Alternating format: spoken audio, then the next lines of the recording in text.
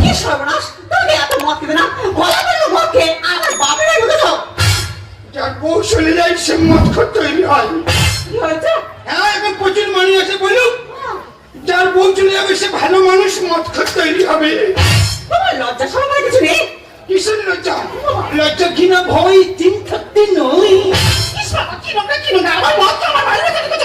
আগে বাঁচতে পেরে কথা বলছি না মাই।